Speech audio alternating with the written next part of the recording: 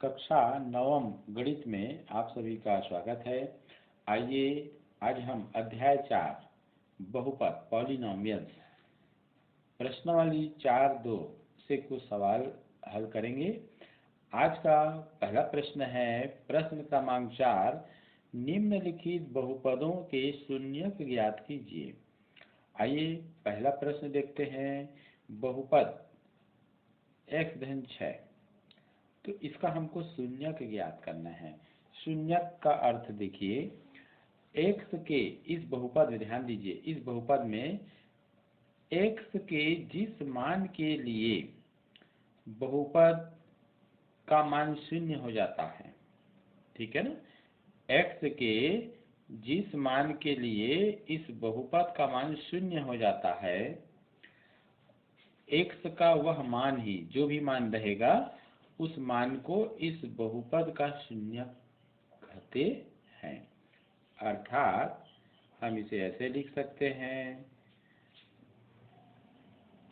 इस बहुपद को शून्य होने के लिए हम बहुपद x धन 6 को शून्य मानेंगे। आइए पक्षांतर कर देते हैं। तो x बराबर धन 6 पक्षांतर होकर के क्या हो गया, ऋण 6 हो गया। तो अतः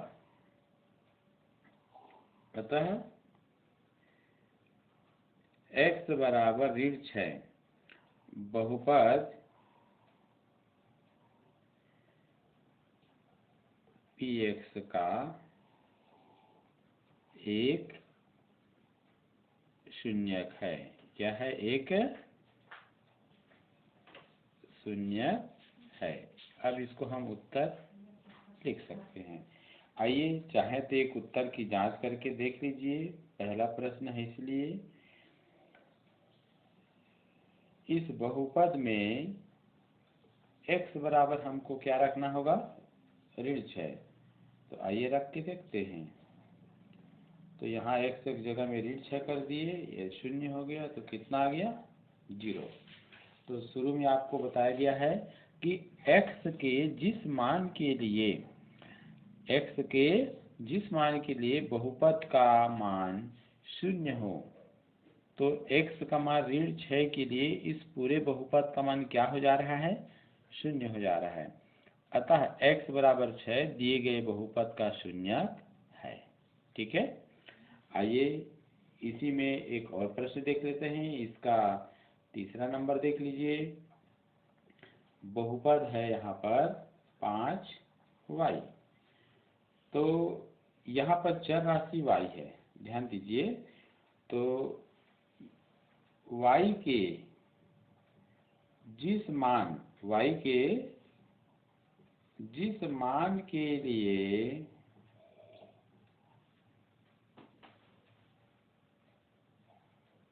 py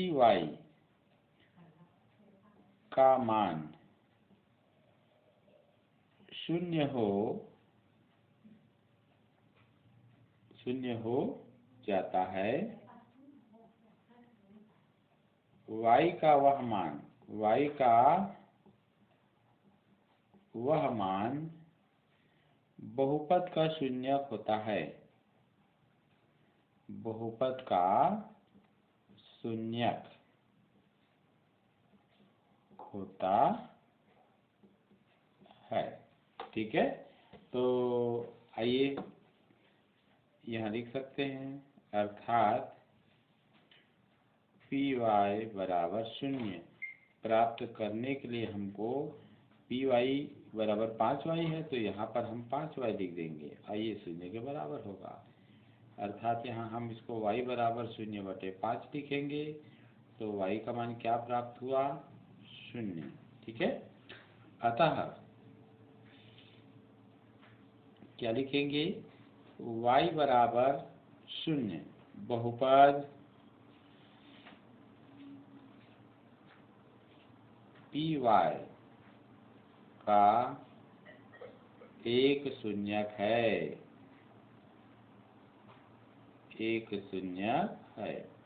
ये हो गया आंसर। ठीक। आइए एक और प्रश्न देख लेते हैं। इसमें प्रश्न क्रमांक है, ध्यान दीजिए, छठा नंबर, यहाँ पर है बहुपद PU बराबर 3U माइनस 6। ध्यान दीजिए, यहाँ पर चर राशि U है। U के जिस मान के लिए इस बहुपद का मान शून्य हो जाता है, उस U के मान को ही इस बहुपद का शून्य कहेंगे। तो इसके लिए हमको इस पूरे को शून्य मानना पड़ेगा। यहाँ लिख दीजिए, अर्थात PU बराबर क्या हो गया, शून्य। तो बहुपद PU का मान कितना है, 3U माइनस 6। तो इसकी जगह लिख देंगे 3U माइनस 6 इक्वल टू 0। आइए पक्षांतर कर देते हैं, तो ये माइनस 6 इधर आकर के क्या हो गया, प्लस 6। तो U बराबर 3 बटा में आ जाएगा, 3 एक कम 3 दूनी, तो U बराबर कितना आ गया, 2। तो यहाँ लिख सकते हैं, अतः U बराबर 2, ठीक है ना, U बराबर 2 बहुपद ऐसे, बहुपद PU का एक शून्यक है, शून्यक है। ये आंसर लिख दीजिए ऐसे। आइए अब हम प्रश्न 4-3 से सवाल हल करते हैं। प्रश्न क्रमांक 1 है, निम्नलिखित बहुपदों को जोड़िए। तो इसमें पहला प्रश्न है, बहुपद 2x का वर्ग धन 1 धन 1 एवं 3x का वर्ग धन 4x धन 5 को जोड़िए। ध्यान दीजिए, यहाँ पर इन दोनों बहुपदों को जोड़ने के लिए हमारे पास दो विधियां हैं। कितनी विधियां हैं, दो विधियां हैं, आपको ध्यान देना होगा। पहली विधि है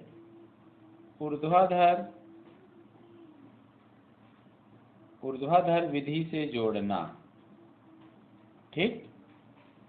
और दूसरा विधि है क्षैतिज विधि से जोड़ना, क्षैतिज विधि से जोड़ना। मैं एक एक सवाल आपको ऊर्ध्वाधर विधि से और एक क्षैतिज विधि से जोड़ना बताऊंगा, ठीक है। आइए हम पहले ऊर्ध्वाधर विधि से इन दोनों बहुपदों का योग करना सीखते हैं। यहाँ आप लिख सकते हैं, ऊर्ध्वाधर विधि से योग, ठीक है। इसके लिए आपको क्या करना होगा, आप सबसे पहले बहुपद को लिखिए, थोड़ा सा यहाँ पर अंतर लेके पदों को थोड़ा दूर दूर में लिखिए। दूसरे बहुपद को ठीक इसके नीचे इस प्रकार लिखेंगे कि समान घात वाला पद एक के नीचे एक आए, ठीक है ना। जैसे यहाँ पर देखिए 2x घात 2 है, तो यहाँ 3x घात 2 भी ठीक इसके नीचे आएगा। x का घात 1 है, यहाँ पर देखिए x घात 1 है, तो चिन्ह सहित इसको आप लिख लीजिए। और धन 5 है, तो यहाँ देखिए अचर पद 1 है, तो अचर पद यहाँ 5 है, तो धन 5 हो गया। ऐसे लाइन खींचिए, अब जोड़ दीजिए। इनको क्या करना है, आपको जोड़ना है। तो समान पद है, ध्यान दीजिए, x का घात 2 वाला पद है, x घात 2 वाला पद है, तो 3 और 2 5, और ये x घात 2 ही हो गया। ध्यान दीजिए, जब जोड़ेंगे ना तो यहाँ पर गुणांक जुड़ता है, लेकिन यहाँ पर चर राशि का घात नहीं जुड़ेगा। धन दोनों ही धनात्मक है, तो यहाँ पर देखिए x का गुणांक 1 है, कुछ नहीं है मतलब 1 है। यहाँ x का गुणांक 4 है, तो 4 और 1 5, ऐसे। यहाँ देखिए अचर पद है 5 और 1, तो 5 और 1 6, ठीक। ये आपका आंसर हो गया। आइए हम इसी प्रश्न को हम क्षैतिज विधि से जोड़कर देखते हैं। आपको इसके बाद जो विधि सरल लगे आप उसको अपना सकते हैं, ठीक है। तो यहाँ लिखिए, बहुपदों का योग, बहुपदों का योग या योगफल बराबर, आप पहले बहुपद को लिख सकते हैं यहाँ पहले ऐसे, और ब्रैकेट में लेकर के धन चिन्ह लगाएंगे, और दूसरे को यहाँ पर कोष्ठक के अंदर दूसरे बहुपद को लिखेंगे ऐसे, ठीक है। देखते रहिए, अब यहाँ इसमें दोनों बहुपद में जो ब्रैकेट लगा है ब्रैकेट को खोल लीजिए। तो 2x का वर्ग धन x धन 1 धन, ध्यान दीजिए ब्रैकेट के पहले यहाँ पर धन चिन्ह है, इसलिए कोई परिवर्तन नहीं होगा अंदर के चिन्हों में। तो सीधा ब्रैकेट खोलकर ज्यों का त्यों इसमें जैसा चिन्ह वैसा आप पदों को लिख लीजिए ऐसे। इसके बाद आपको क्या करना होगा, समान घात वाले चरों को आपको एक साथ लिखना होगा। जैसे समान घात वाले चर 2x घात 2 और यहाँ 3x घात, दोनों को एक साथ लिख लीजिए। इनको समान पद कह सकते हैं, ऐसे चिन्ह से लिखना है। फिर एक घात वाला पद x है और यहाँ 4x है, तो दोनों को लिखिए x धन 4x। फिर अचर पद यानी स्वतंत्र पद यहाँ पर क्या है, 1 और 5 है, ठीक है ना।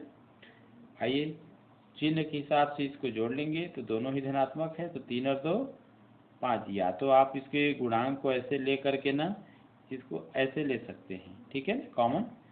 और इसी प्रकार से इनमें x को कॉमन ले लीजिए, इन दोनों में x को कॉमन ले लिए। जैसे इसमें x स्क्वायर कॉमन लिए हैं तो यहाँ पर x कॉमन आ गया, तो यहाँ गुणांक क्या बचा 1 धन, यहाँ क्या बचा गुणांक 4 धन 1 और 5, ये कितना हो गया 6।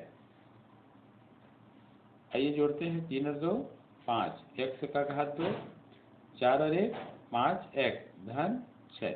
देखिए पूर्व में भी योगफल इसी प्रकार से आया हुआ है जो यहाँ भी है, तो अब हम इसको उत्तर लिख सकते हैं ऐसे, ठीक है।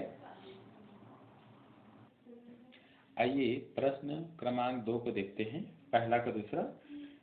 8p का वर्ग ऋण 3p धन 4 एवं 3p का घात 3 ऋण 4p धन 7, इन दोनों बहुपदों को जोड़ना है। तो हम क्षैतिज विधि से जोड़ने का जो तरीका है उसको हम अपनाते हैं। आइए लिख देते हैं हल ऐसे। तो यहाँ लिख देंगे बहुपदों का योगफल, बहुपदों का योगफल। तो इसके लिए क्या करना है, दोनों बहुपदों को आइए लिख लेते हैं कोष्ठक लगा करके ऐसे। एक कोष्ठक में हो गया, फिर धन लगा करके दूसरा बहुपद को लिख देंगे ऐसे, ठीक है। कोष्ठक हटाइए, 8p का घात 3 है ऋण 3p धन 4। देखिए कोष्ठक के बाहर धन चिन्ह है, मतलब पूरा कोष्ठक को हम हटा देंगे, चिन्ह में कोई परिवर्तन नहीं होगा ऐसे, ठीक। अब यहाँ पर समान घात वाले पद को एक साथ लिखेंगे, एक यहाँ पर ये 2 घात है ना ऐसे। तो यहाँ पर देखिए p का घात 2 है और कहीं भी p का घात 2 नहीं है, सीधा यहाँ पर क्या है p का घात 3 वाला पद है। तो यहाँ पर पदों को उनके घात के अवरोही क्रम में व्यवस्थित पहले लिख लेते हैं ऐसे। धन 3p का घात 3 है, इसको पहले लिख लीजिए। फिर यहाँ पर 2 घात वाला पद है धन 8p का घात 2 लिख लीजिए। फिर यहाँ पर एक घात वाला पद क्या है 3p, फिर यहाँ एक घात वाला पद है 4p ऋण 4, और यहाँ धन 4 है अचर पद में, और यहाँ पर 7 है, ठीक है। आइए हल करते हैं। तो ये तो 3p का घात 3 है और ये भी 8p का घात 2 है ऋण, ये देखिए यहाँ पर ये दोनों क्या है एक घात वाला पद है, तो 3 और 4 दोनों ऋणात्मक है, तो ये हो जाएगा ऋण 7 और यहाँ पर हो जाएगा p, और 7 और 4 11। तो इस प्रकार से योगफल ज्ञात हो गया, ठीक है ऐसे। आइए क्वेश्चन नंबर 2 देखते हैं।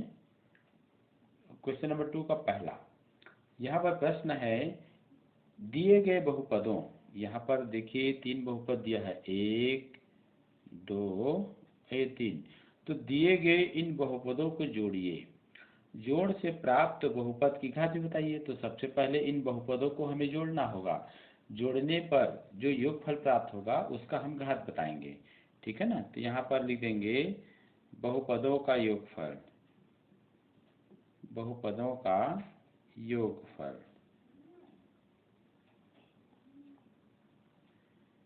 ऐसे।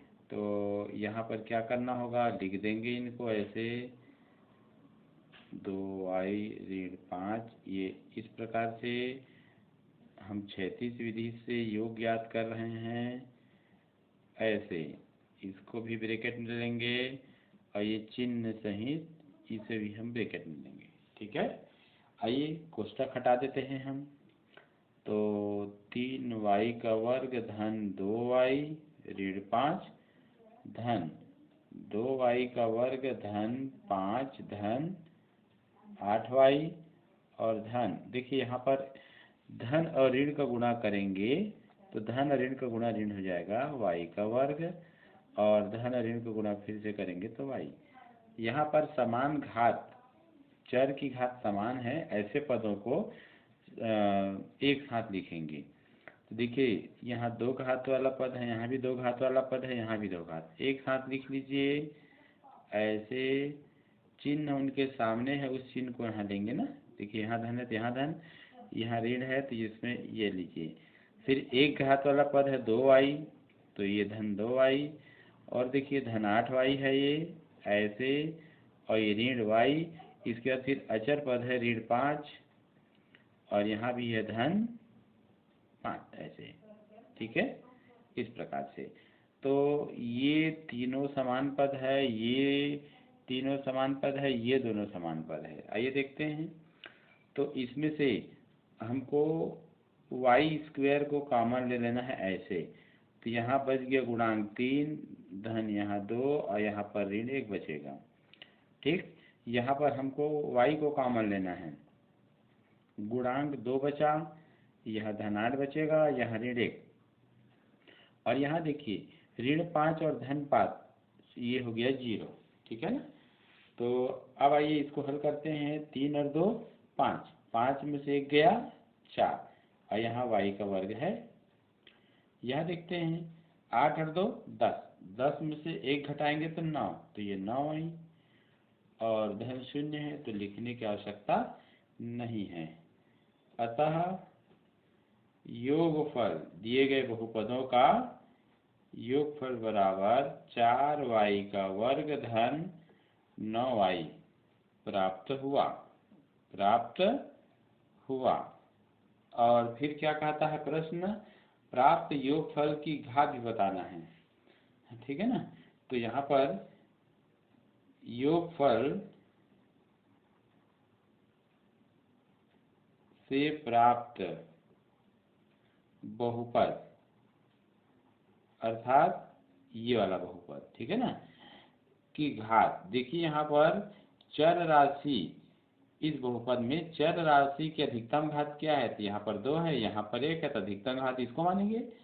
तो योगफल से प्राप्त बहुपद की घात भी 2 होगी। ठीक है ना। जो भी बहुपद रहता है उसमें चर राशि की अधिकतम घात को ही उस बहुपद का घात माना जाता है। तो अतः इस बहुपद का घात 2 होगा। अब हम यहाँ पर आंसर लिख सकते हैं। ठीक है, आइए एक और प्रश्न देख लेते हैं। इसी में प्रश्न क्रमांक 2 है। 5 धन 7r ऋण 3r का वर्ग r का वर्ग धन 7 तथा r का वर्ग ऋण 3r धन 5 का योगफल ज्ञात कीजिए। आइए किस प्रकार से योगफल करेंगे, तो यहाँ पर लिख देंगे योगफल, क्षैतिज विधि का ही हम उपयोग करेंगे। तो 5 धन 7 है ना 7r माइनस 3r स्क्वायर, यहाँ पर ब्रैकेट में लीजिए, फिर धन r स्क्वायर प्लस यहाँ 7 हो जाएगा, और plus r square minus 3r और प्लस 5 ऐसे। आइए ब्रैकेट हटा देते हैं। तो 5 plus 7r minus 3r square plus r square plus 7 plus r square minus 3r और प्लस 5। चर की घात के घटते क्रम में पदों को लिखेंगे। ठीक है, तो यहाँ तो 2 घात वाला पद आया है पहले, ऋण 3r का वर्ग धन r का वर्ग धन r का वर्ग हो गया, और फिर 1 घात वाला पद धन 7r, और फिर r वाला कौन सा है, -3r, फिर अचर पद है -5, -7 हो गया और -5, ऐसे। ठीक है, तो आइए हल करते हैं। तो इसमें क्या करना होगा, देखिए r² को कॉमन ले लेंगे, तो यहाँ गुणांक -3 बचा, यहाँ पर 1 बचेगा और यहाँ भी 1 बचेगा। यहाँ पर r को कॉमन ले लेंगे ऐसे, तो यहाँ पर गुणांक -7 और ये -3। ठीक है, और यहाँ तीनों को जोड़ दीजिए, 7 5 12, 12 5 17, ऐसे करके। ठीक है ना, तो अब हम इसको देखते हैं कि ध्यान देना है ऐसे। तो यहाँ पर -3 है, यहाँ पर -2 हो जाएगा, 1 और 2, 3 में से 2 गया, -1 ऐसे, और ये r का स्क्वायर हो जाएगा। -7 में से 3 गया, 4, और यहाँ r हो जाएगा, और ये 17। ठीक है, ब्रैकेट हल कर लेते हैं। तो -1 का इसमें गुणा करेंगे तो r²,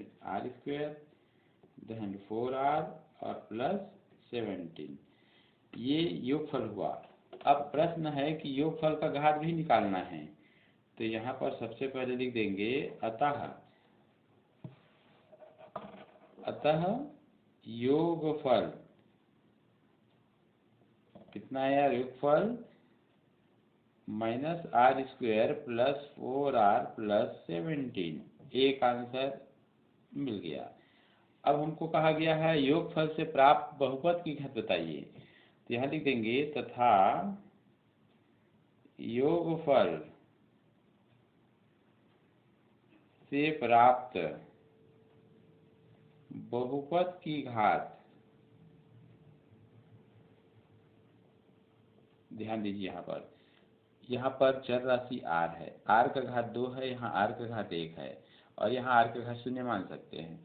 तो अधिकतम घात क्या है, 2 है, तो इसलिए इस योगफल से प्राप्त बहुपद की घात भी क्या होगी, 2 होगी, ऐसे। तो इस प्रकार इस प्रश्न को हमने हल किया। आइए क्वेश्चन नंबर 3 को देखते हैं, घटाइए। प्रश्न पढ़ते हैं पहला, 7t³ - 3t² + 2 में से t² - 5t + 2 को क्या करना है, घटाना है। ठीक है ना, तो इस पूरे बहुपद में से इस बहुपद को घटाना है। तो प्रश्न के हिसाब से हम क्या करेंगे, इस बहुपद को पहले लिख लेंगे। तो घटाना मतलब क्या हो गया, अंतर, यहाँ लिख लीजिए हल, अंतर बराबर, इस बहुपद को पहले लिखिए ब्रैकेट में ऐसे। घटाने का तरीका देखते जाना है ना, ये ऐसे, और यहाँ पर माइनस लगा देना है, और दूसरे कोष्टक में इस दूसरे बहुपद को लिखना है, कोष्टक का यहाँ उपयोग करना है। ठीक, अब पहले वाले कोष्टक को तो आप हटा दीजिए, बिना कोई चिन्ह में परिवर्तन लाए संख्या को लिख दीजिए ऐसे पदों को।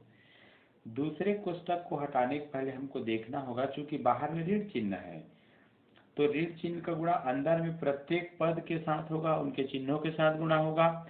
तो इसका मतलब यह हुआ कि जब गुणा करेंगे ना, तो अंदर के जो पद है ना, उनका चिन्ह बदल जाएगा, धन है वो ऋण हो जाएगा, ऋण है वो धन।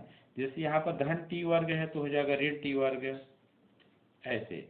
ऋण 5t है तो हो जाएगा धन 5t, ये धन 2 है तो हो जाएगा ऋण 2। ठीक, आइए ये 3 घात को पहले लिख देते हैं, फिर ये 2 घात वाला पद है, एक और 2 घात वाला पद ये है, फिर यहाँ पर 1 घात वाला पद 5t। पदों को उनके चर राशि के घात के घटते क्रम में हम लिखते हैं, और वही क्रम में। फिर ये धन 2 है, ये ऋण 2, ऐसे। आइए लिख देते हैं 7t³, ठीक है, और माइनस, देखिए ये ऋण 3t² है, ऋण 1t² है, तो 3 और 1 4t² हो गया, और ये 5t हुआ।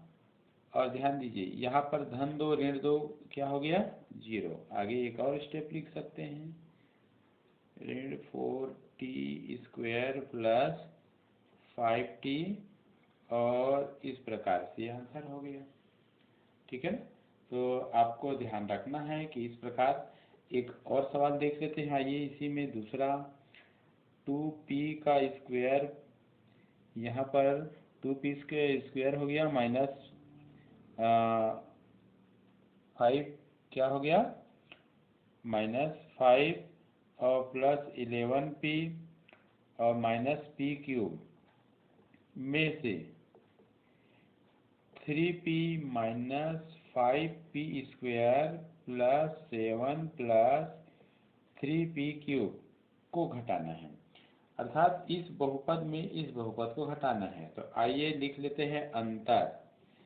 लिख लीजिए ब्रैकेट में 2p square minus 5 plus 11p minus p cube, अब माइनस करिए 3p minus 5p square plus 7 plus 3p cube, ऐसे ब्रैकेट सॉल्व करिए तो ये 2p square minus 5 plus 11p minus p cube. यहाँ देखिए इस कोष्टक को हटाने के पहले यहाँ पर ऋण चिन्ह है, इसका मतलब अंदर का पूरा चिन्ह बदल जाएगा। धन 3p हो ऋण 3p, ऋण 5p वर्ग है तो धन 5p वर्ग हो जाएगा, धन 7 है वो ऋण 7, धन है वो ऋण 3p का घात 3। अब घात के आधार पे समान जो घात वाले पद है उनको एक साथ लिखेंगे, तो ऋण और वह भी घटते क्रम में, और इस प्रकार से इसको लिख दिया। उसके बाद इसको, अब दो घात वाला पद है धन 2p वर्ग, और दो घात वाला पद देखिए ये है धन 5p वर्ग, फिर एक घात वाला पद है धन 11p, और उसके बाद ऋण 3p, ऐसे, ठीक है। और उसके बाद फिर देखेंगे तो स्वतंत्र पद है ऋण 5 और यह हो जाएगा ऋण 7, ऐसे। आइए हल करते हैं।